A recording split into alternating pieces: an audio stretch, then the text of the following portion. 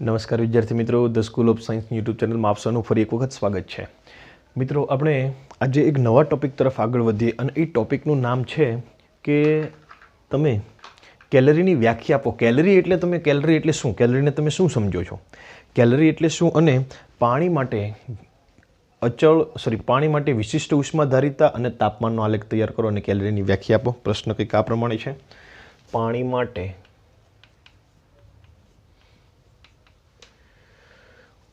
પાણી માટે વિશિષ્ટ ઉષ્માધારિતા, એનું હું ટૂંકમાં લખું છું એસ. એસ એટલે મિત્રો વિશિષ્ટ ઉષ્માધારિતા, યાદ રાખજો. વિશિષ્ટ ઉષ્માધારિતા વિરુદ્ધ તાપમાનનો આલેખ તૈયાર કરો. તાપમાનનો આલેખ સમજાવો. અને બીજું છે કેલરીની વ્યાખ્યા આપો. કેલરીની વ્યાખ્યા. ચલો મિત્રો, ક્લિયર દેખાય છે કે તમને? ઓકે, ચલો. તો પાણી માટે વિશિષ્ટ ઉષ્માધારિતા વિરુદ્ધ તાપમાનનો પહેલા આલેખ તૈયાર કરી દઈએ મિત્રો. બરાબર, આ બાજુ જોજો.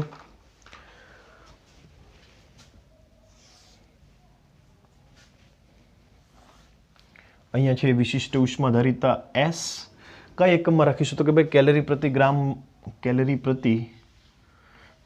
પ્રતિ ગ્રામ અંશ સેલ્સિયસમાં. અને અહીંયા તાપમાન રાખીશું. તાપમાન કયા એકમમાં રાખીશું? તો કે તાપમાન રાખીએ આપણે અંશ સેલ્સિયસ એકમમાં. ચાલો, પહેલાં સરખા અંતરે અહીંયા 20 તાપમાન, 40 તાપમાન, 60 તાપમાન, 80 નહીં, નજીક થઈ ગયું, થોડું વધારે દૂર કરીએ.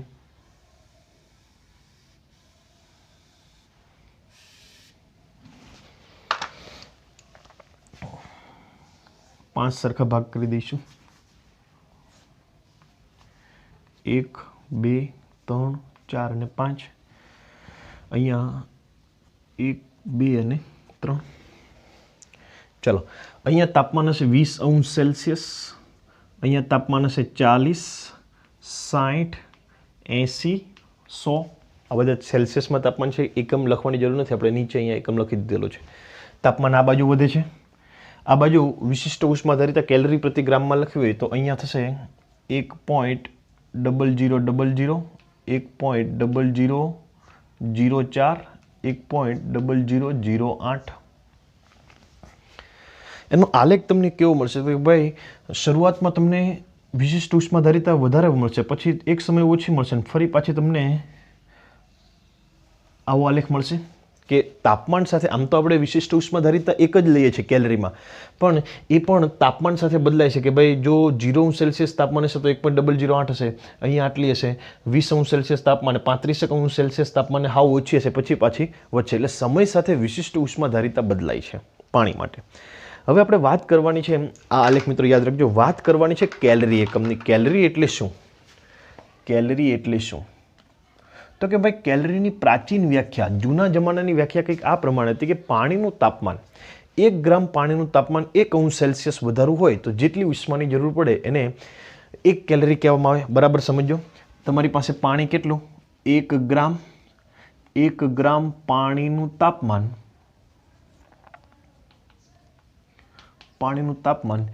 1 અંશ સેલ્સિયસ વધારવા માટે જરૂરી ઉષ્માને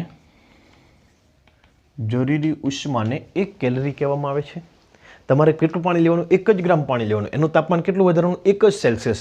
99 હોય તો 100 કરવાનું, 50 હોય તો 51 કરવાનું, 1 હોય તો 2 કરવાનું, 4 હોય તો 5 કરવાનું. 1 અંશ સેલ્સિયસ તમારે તાપમાન વધારવું હોય એના માટે જેટલી ઉષ્માની જરૂર પડે એને 1 કેલરી. પરંતુ વૈજ્ઞાનિકો જેમ આ પ્રાચીન સમયમાં એવી વ્યાખ્યા હતી, પણ જેમ સમય ગયો ત્યારે તો એવી ખબર પડી કે ભાઈ, જ્યારે 1 થી 2 કરવું હોય ત્યારે ઉષ્માની ઓછી જરૂર પડે, પણ 31 થી 32 કરવું હોય ત્યારે ઉષ્માની વધારે જરૂર પડે. તો 1 કેલરીની વ્યાખ્યા, ભાઈ, ઉષ્મા 1 અંશ સેલ્સિયસ માટે દરેક જગ્યાએ સમાન રહે એવું નથી. એ શેના પર આધાર રાખશે? તાપમાન. આના પરથી ખબર પડે કે ભાઈ તાપમાન પર આધારિત છે. તો વિશિષ્ટ ઉષ્મા તાપમાન સાથે બદલાય છે. તાપમાન સાથે બદલાય તો એ કંઈ કામનું નહીં. 1 કેલરીની વ્યાખ્યા ફરી પાછી ચેન્જ કરવી પડે. તો નવી વ્યાખ્યા કંઈક આ પ્રમાણે છે કે 1 ગ્રામ પાણીનું, આ ઓરિજિનલ વ્યાખ્યા અત્યારની, 1 ગ્રામ પાણીનું તાપમાન 14.5 અંશ સેલ્સિયસથી 15.5 અંશ સેલ્સિયસ સુધી વધારવા માટે જરૂરી ઉષ્માને 1 કેલરી ઉષ્મા કહેવાય. કેમ કે જુદા જુદા તાપમાન માટે જુદી જુદી હતી, તો એને ફિક્સ કરી દીધું કે ભાઈ તમારે પાણીનું તાપમાન આટલાથી આટલું જ વધારો, 14.5 થી 15.5 જ વધારો. એના માટે જેટલી ઉષ્માની જરૂર પડે એને 1 કેલરી કહેવામાં આવે. મિત્રો, પાણીની વિશિષ્ટ ઉષ્માધારિતા તમને ખબર હશે. પાણીની વિશિષ્ટ ઉષ્માધારિતા, પાણીની વિશિષ્ટ ઉષ્માધારિતા કેટલી છે?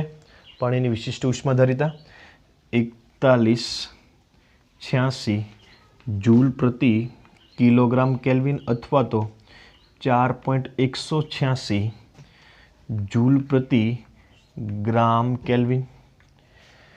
1 ગ્રામ તમે પાણી લો તો 4.186 જૂલ જોઈશે અને 1 કિલોગ્રામ પાણી લો તો 4186 જૂલ ઉષ્મા જોઈશે. તો આ પ્રમાણે પાણીની વિશિષ્ટ ઉષ્માધારિતા મિત્રો આ પ્રમાણે તમે નક્કી કરી શકો. ત્યાર પછી આગળ તરફ વધીએ તો 1 કેલરી ઉષ્મા ઉત્પન્ન કરવા માટે જેટલું કાર્ય કરવું પડે, એકમ કેલરી દીઠ કરવા પડતા કાર્યને એકમ કેલરી એટલે H બરાબર તમારે 1 લેવાનું. એકમ કેલરી દીઠ ઉત્પન્ન થતું કાર્ય એટલે W, જેને જૂલ કહેવામાં આવે છે. 1 કેલરી માટે ઉત્પન્ન કરવું પડતું કાર્ય, H એટલે ઉષ્મા. ઉષ્મા કેટલું લેવાનું? 1. એના માટે કેટલું કાર્ય કરવું પડે? તો કે એકમ કેલરી દીઠ જેટલું કાર્ય કરવું પડે એને શું કહેવામાં આવે? જૂલ. એને ઉષ્માનો યાંત્રિક તુલ્યાંક કહેવામાં આવે. જૂલને ઉષ્માનો યાંત્રિક તુલ્યાંક કહેવામાં આવે. અને સૂત્ર આવી રીતે લખાશે, W બરાબર J ઇન્ટુ H. J બરાબર 1 હોય, J બરાબર 1 હોય તો W બરાબર H ક્યારે? J બરાબર 1 જૂલ હોય ત્યારે. આમ તો ઉષ્મા ઉર્જાના 2 એકમો છે, જૂલ અને કેલરી. અને 1 કેલરી બરાબર કેટલા થશે? 1 કેલરી બરાબર 4.186 જૂલ. 1 કેલરી બરાબર કેટલા થશે? 4.186 જૂલ. યાદ રાખજો મિત્રો, 1 કેલરી બરાબર 4.186 જૂલ. અહીંથી જ ખબર પડી જાય. અહીંયા 4.186 તમે કેલરી કરી શકો. કેલરી અહીંયા 1 કેલરી પ્રતિ ગ્રામ કેલ્વિન કરી શકો. ક્યારે? 4.186ની જગ્યાએ. તો આ પાણીની વિશિષ્ટ ઉષ્માધારિતા છે આ જ છે, પણ એને કેલરીમાં લખવી હોય તો કે ભાઈ 4.186 જૂલ બરાબર 1 કેલરી, તો 1 કેલરી પ્રતિ ગ્રામ કેલ્વિન પણ તમે લખી શકો. તો મિત્રો આ થયું પાણી માટે વિશિષ્ટ ઉષ્માધારિતા વિરુદ્ધ તાપમાનનો આલેખ. અને આ કેલરીની વ્યાખ્યા, કેલરીની સાચી વ્યાખ્યા કઈ છે? આ છે 14.5 થી 15.5 સુધી. આટલું જ તાપમાન, બીજું કોઈ નહીં. 3.5 થી 4.5 નહીં, એને 1 કેલરી નહીં કહેવાય. 14.5 થી 15.5 થવું જોઈએ. આવું કેમ થવું જોઈએ વિચારી જોજો, ગૂગલ કરી જોજો કે 14.5 થી 15.5 જ કેમ લીધું, અને તમે મને ગમે ત્યારે પ્રશ્ન પૂછી શકો. પરંતુ પહેલાં તમારે ફાઇન્ડ કરવાનું છે કે આ 14.5 થી 15.5 અંશ સેલ્સિયસ તાપમાન જ કેમ લીધું, બીજું કોઈ તાપમાન કેમ ન લીધું. તો આ થિયરી જોઈ લો. ત્યાર પછી મિત્રો બીજી 2 થિયરી છે, અચળ કદે વિશિષ્ટ ઉષ્મા અને અચળ દબાણે વિશિષ્ટ ઉષ્માધારિતા. ચલો ત્યાર પછી મિત્રો જોઈએ અચળ કદે વિશિષ્ટ ઉષ્માધારિતા અને અચળ દબાણે વિશિષ્ટ ઉષ્માધારિતા. અચળ કદે વિશિષ્ટ ઉષ્માધારિતા. ઉષ્માધારિતાને શાના વડે દર્શાવાય? S વડે અથવા તો C વડે. તો અચળ કદે વિશિષ્ટ ઉષ્માધારિતા હોય તો CV, અને અચળ દબાણે વિશિષ્ટ ઉષ્માધારિતા હોય, અચળ દબાણે વિશિષ્ટ ઉષ્માધારિતા હોય તો શું આવશે? CP. ચલો શું કહેવામાં આવે CV અને CP? તો કે ભાઈ 1 ગ્રામ પાણીનું તાપમાન, 1 ગ્રામ પાણીનું તાપમાન 14.5 થી 15.5 કરવા માટે જેટલી ઉષ્માની જરૂર પડે એને 1 કેલરી કહેવાય. હમણાં આપણે જોયું. પરંતુ અચળ કદે હોય તો તમારે ખાલી એટલો શબ્દ એડ કરવાનો કે અચળ કદે પાણીનું 1 ગ્રામ પાણીનું તાપમાન 14.5 થી 15.5 કરવું હોય તો જેટલી ઉષ્માની જરૂર પડે એને શું કહેવામાં આવે? અચળ કદે વિશિષ્ટ ઉષ્મા. અને અચળ દબાણે કેવું હોય તો? અચળ કદે વિશિષ્ટ ઉષ્માધારિતા કેવું હોય તો કે ભાઈ દબાણ અચળ રાખીને 1 ગ્રામ પાણીનું તાપમાન 14.5 થી 15.5 કરવા માટે જેટલી ઉષ્માની જરૂર પડે એને શું કહેવામાં આવે? અચળ દબાણે વિશિષ્ટ ઉષ્માધારિતા CP. ચાલો આટલું ક્લિયર. ચાલો અહીંયા જોજો, આપણી પાસે સૂત્ર છે Q બરાબર MC ડેલ્ટા T. મોલર વિશિષ્ટ ઉષ્મા કેવું હોય તો કે ભાઈ Q બરાબર મ્યુ સી ડેલ્ટા ટી. ચાલો, તો અહીંયા આપણે આ Q જો તમે ઉષ્મા તમે ક્યારે આપશો કે અચળ દબાણે રાખીને આપશો તો અહીંયા શું થશે QV mu CV delta T.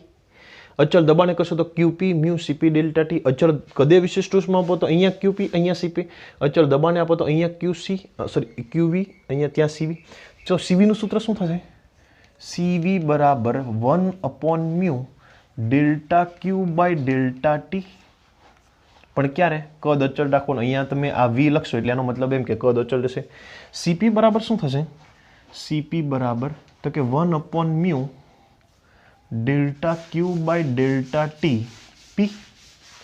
એટલે કદ અચળ રાખીને 1 મોલ એકમ તાપમાનમાં ફેરફાર કરવા માટે જરૂરી ઉષ્માને શું કહેવામાં આવશે? CV અને CP. ચાલો, આટલું ક્લિયર થઈ ગયું. હવે CV અને CP વચ્ચેનો સંબંધ મેળવવાનો છે. જોઈએ. આપણી પાસે ઉષ્માગતિશાસ્ત્રનો પ્રથમ નિયમ છે. ઉષ્માગતિશાસ્ત્રનો પ્રથમ નિયમ. ઉષ્માગતિશાસ્ત્રનો પ્રથમ નિયમ તમને બધાને ખબર છે. શું આવશે?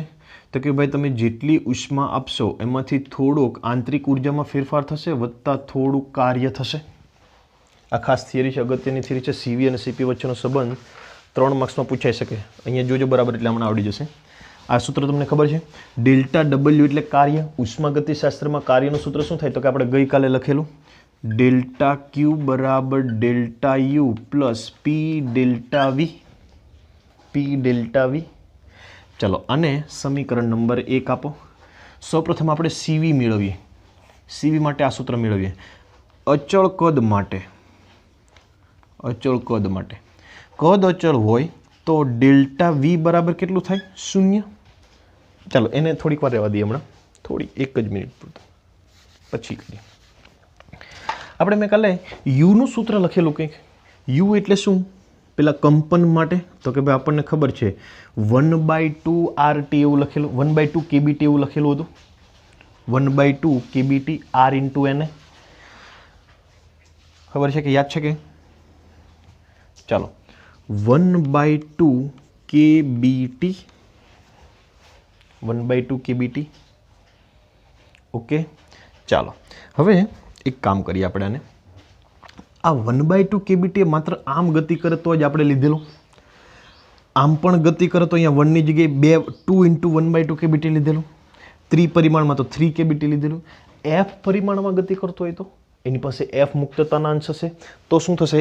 F/2 KBT થશે. F/2 KBT. આ ખાલી એક જ દિશામાં ગતિ કરી શકે એના માટે છે. કંપન ગતિ માટે પણ અલગ આવી શકે, અને કંપન ગતિ કરતો એના માટે ખાલી સૂર્ય ગતિ કરતો સૂર્ય આમ પણ ગતિ કરી શકે, આમ પણ ગતિ કરી શકે, આમ પણ ગતિ કરી શકે, તો એના 3 આવી શકે.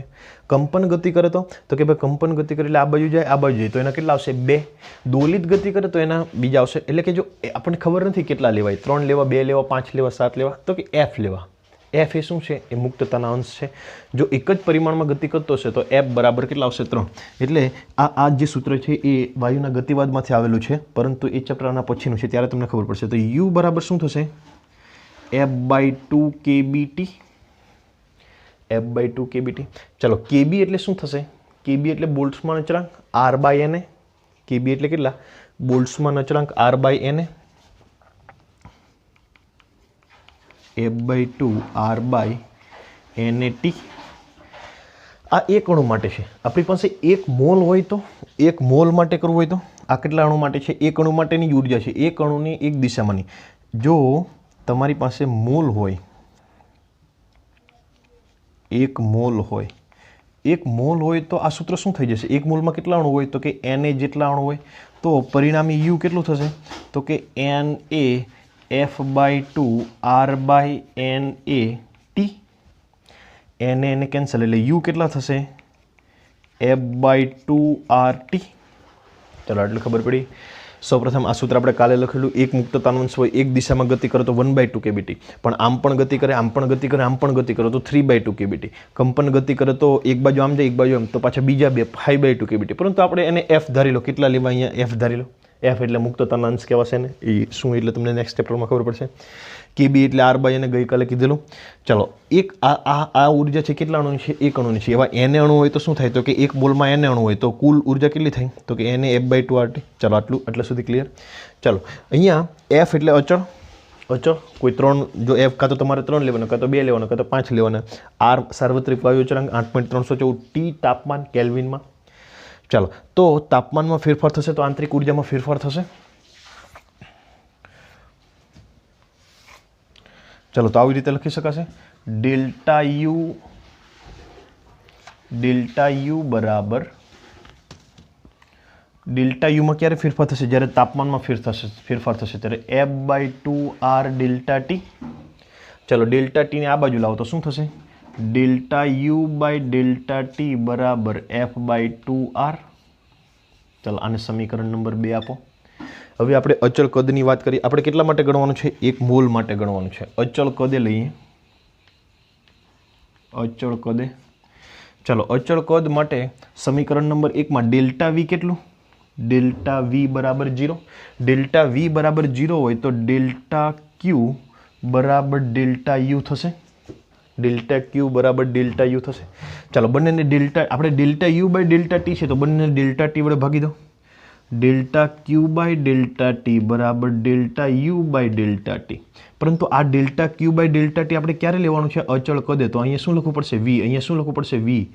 અહીંયા શું લખવું પડશે? વી. અચળ કદે છે તો અહીંયા V. Delta Q by delta T એટલે શું? વી વાળો delta Q by delta T CV into mu. પણ મ્યુ બરાબર આપણે કેટલું લીધું? મ્યુ બરાબર 1 મોલ લીધું. તો મ્યુ બરાબર 1 લઈ લો તો delta Q by delta T V શું થશે? CV. કેમ? તો કે મ્યુ બરાબર 1 મોલ લીધેલું છે એટલે અહીંયા મ્યુની જગ્યાએ 1.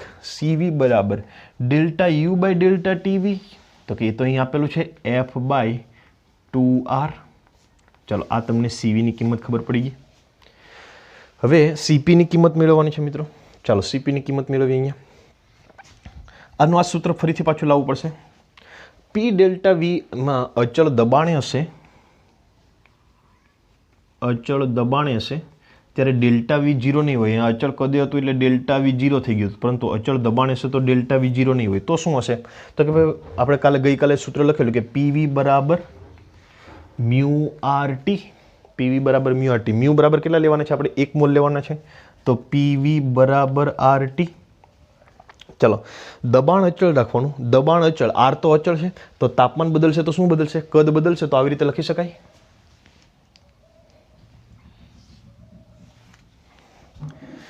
ચાલો, જોજો બરાબર. દબાણ અચળ, R અચળ, તો તાપમાન બદલે તો કદ બદલશે એટલે આવું લખી શકાય. P ડેલ્ટા વી બરાબર R delta T. P delta V બરાબર R ડેલ્ટા ટી. ચાલો, એક કામ કરો. હવે આ સૂત્રને ઉઠાવો. ફરી પાછું સૂત્ર નંબર 1 લખો. અહીંયા હું લખું છું ડેલ્ટા ક્યુ બરાબર delta U plus P delta V. આ કોના માટે છે? અચળ દબાણ. તો અહીંયા પણ અચળ દબાણ લખવાનું, અહીંયા પણ અચળ દબાણ લખવાનું, અહીંયા પણ અચળ દબાણ લખવાનું. ચાલો, જોજો હવે બરાબર. આ બધાને ડેલ્ટા ટી વડે ભાગી, અહીંયા કેમ આપણે ડેલ્ટા ટી વડે ભાગી દીધા હતા, એમ આને પણ બધાને ડેલ્ટા ટી વડે ભાગી દે તો શું થશે?